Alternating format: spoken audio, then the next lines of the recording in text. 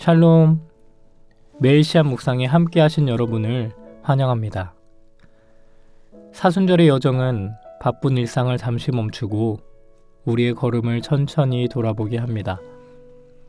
익숙한 신앙의 언어 뒤에 가려졌던 마음의 결을 살펴보고 십자가 앞에서 우리의 자리와 방향을 다시 확인하는 시간입니다. 오늘 이 짧은 멈춤이 우리 안에 작은 변화를 일으키는 시작이 되기를 바랍니다. 이제 성령의 임재를 위한 기도를 드리도록 하겠습니다. 사랑의 하나님, 사순절의 길 위에서 다시 주님 앞에 서게 하시니 감사합니다. 우리가 흘려보냈던 하루의 시간 속에 주님의 뜻이 여전히 흐르고 있음을 깨닫게 하옵소서. 성령님, 분주함에 가려졌던 내면의 소리를 듣게 하시고 십자가를 바라볼 때 두려움보다 소망이 앞서게 하옵소서. 예수님께서 걸어가신 길이 멀리 있는 이야기가 아니라 오늘 우리의 선택과 태도 속에서 살아 움직이게 하옵소서. 겉으로만 단정한 신앙이 아니라 마음 깊은 곳에서부터 새로워지게 하시고 주님의 은혜를 기억하며 다시 주님께 방향을 돌이키게 하옵소서. 말씀이 우리 안에 씨앗처럼 심겨 오늘의 삶을 변화시키는 열매로 이어지게 하옵소서.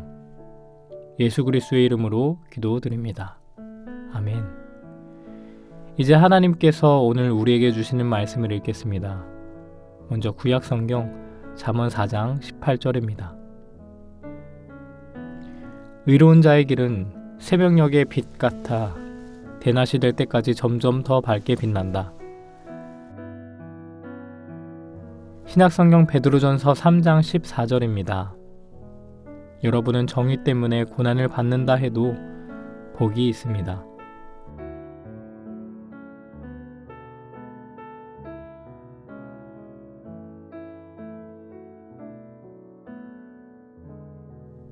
이번에는 순서를 바꿔서 다시 한번 읽겠습니다. 여러분은 정의 때문에 고난을 받는다 해도 복이 있습니다. 의로운 자의 길은 새벽녘의 빛 같아 대낮이 될 때까지 점점 더 밝게 빛난다. 오늘 말씀 가운데 마음에 다가와 움직이는 단어나 구절, 이미지가 있다면 그것을 떠올리시면서 기도하는 마음으로 잠시 묵상의 시간 갖도록 하겠습니다.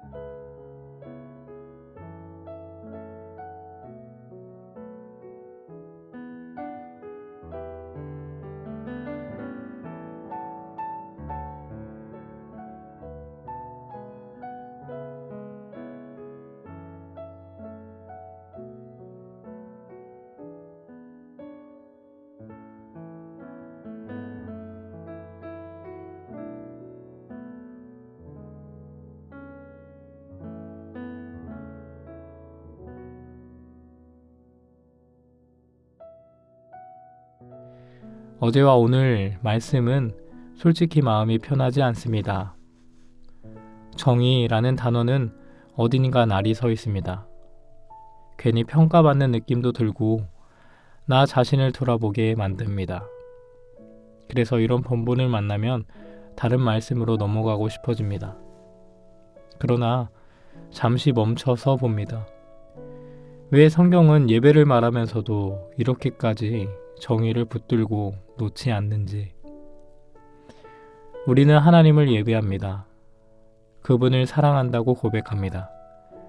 그런데 그 사랑이 사람과의 관계에서는 다른 모습으로 나타난다면 그 사랑은 어디까지가 진짜일까요? 예배당 안에서는 경건하지만 삶의 자리에서는 힘 있는 쪽에 서고 이익이 되는 방향으로만 움직인다면 우리는 하나님을 어디에 모셔두고 있는 것일까요? 정의는 도덕 점수를 높이기 위한 항목이 아닙니다. 그것은 하나님이 인간의 역사 안에 참여하시는 방식입니다. 누군가 억울함을 겪고 있을 때 그 자리는 단지 개인의 문제가 아니라 하나님이 깊이 관계하고 계신 자리입니다. 사람의 눈물은 그렇게 단순한 감정이 아니라 하나님 앞에 닿는 현실입니다. 그래서 정의는 추상적인 이념이 아니라 관계의 문제입니다. 누군가를 수단으로 대할 것인가 아니면 한 인격으로 대할 것인가의 문제입니다. 20세기 위대한 종교 사상가인 마르틴 부버는 그의 책 나와 너에서 우리 시대에는 조직은 촘촘하지만 인격적 만남은 점점 사라지고 있다고 말합니다. 사람을 그것처럼 다루는 사회가 되어가고 있다는 통찰이었습니다. 관계는 많지만 만남은 없습니다. 연결은 넘치지만 마주섬은 드뭅니다. 생각해보면 정의가 사라진 자리에는 언제나 너가 그것으로 바뀌어 버린 흔적이 남습니다. 상대를 이용할 수 있는 대상, 경쟁해야 할 상대, 기능으로만 평가되는 존재로 바라볼 때 정의는 무너집니다. 그러나 성경은 우리를 다른 시선으로 부릅니다. 하나님은 사람을 기능이나 성과로 부르지 않으시고 이름으로 부르십니다. 너라고 부르십니다. 그 부름이 관계를 살립니다. 정의는 바로 그 부름을 존중하는 태도입니다. 잠언은 의로운 자의 길을 새벽빛에 비유합니다. 새벽은 아직 완전하지 않습니다. 어둠이 완전히 걷히지도 않았습니다. 그러나 분명히 방향이 바뀐 시간입니다. 밤이 지배하던 시간이 끝나고 있다는 신호입니다. 정의도 그런 것 같습니다. 세상을 한 번에 바꾸는 거대한 사건이 아니라 방향을 바꾸는 선택입니다. 사람을 그것이 아니라 너로 대하려는 태도, 손해를 보더라도 진실을 붙드는 마음, 침묵이 편해도 말해야 할 때 말을 내는 용기, 그 작은 선택이 새벽을 만듭니다. 베드로는 정의 때문에 고난을 받는 이가 복이 있다고 말합니다. 정의는 안전한 길이 아닙니다. 오히려 불편한 길입니다. 때로는 외롭고 때로는 손해보는 것처럼 느껴집니다. 그럼에도 복이라고 말하는 이유는 그 길이 하나님이 계신 방향이기 때문입니다. 오늘 말씀은 쉽지 않습니다. 피하고 싶고 가볍게 넘기고 싶습니다. 하지만 한 번쯤은 이 질문 앞에 서 보았으면 합니다.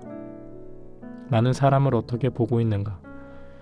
나는 하나님을 예배한다고 하면서 사람 사이의 관계에서는 그분을 지워버리고 있지는 않는가?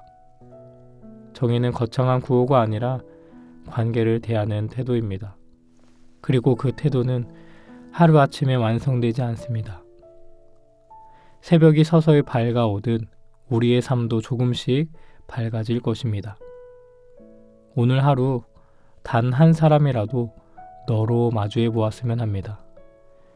그 작은 시선의 변화가 이미 빛이 시작되었다는 증거일지 모릅니다. 함께 기도하겠습니다. 사랑의 하나님, 오늘 말씀 앞에 서니 마음이 가볍지 않습니다.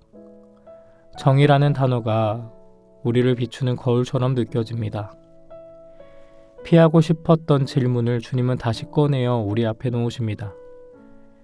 예배한다고 말하면서도 사람을 대하는 자리에서는 편리함과 이익을 먼저 따졌던 순간들을 고백합니다. 누군가를 너로 바라보기보다 역할이나 기능으로 판단했던 시선이 우리 안에 있었음을 인정합니다. 하나님, 우리를 정죄하려고 이 말씀을 주신 것이 아니라 관계를 다시 살리기 위해 부르신 줄 믿습니다. 이름으로 불러주시는 주님의 음성을 우리도 담게 하옵소서. 오늘 하루 스쳐 지나가는 사람을 함부로 대하지 않게 하시고 익숙한 가족과 동료를 당연하게 여기지 않게 하시며 한 사람을 온전히 한 인격으로 마주할 수 있는 마음을 주옵소서. 새벽빛처럼 조금씩 밝아지는 삶을 살게 하시고 우리의 작은 선택을 통해 어둠이 물러가게 하옵소서. 하나님이 계신 방향을 잃지 않게 하시고 그 방향을 따라 걷는 하루가 되게 하옵소서. 감사드리며 이 모든 간구 우리 주 예수 그리스도의 이름으로 기도드립니다. 아멘.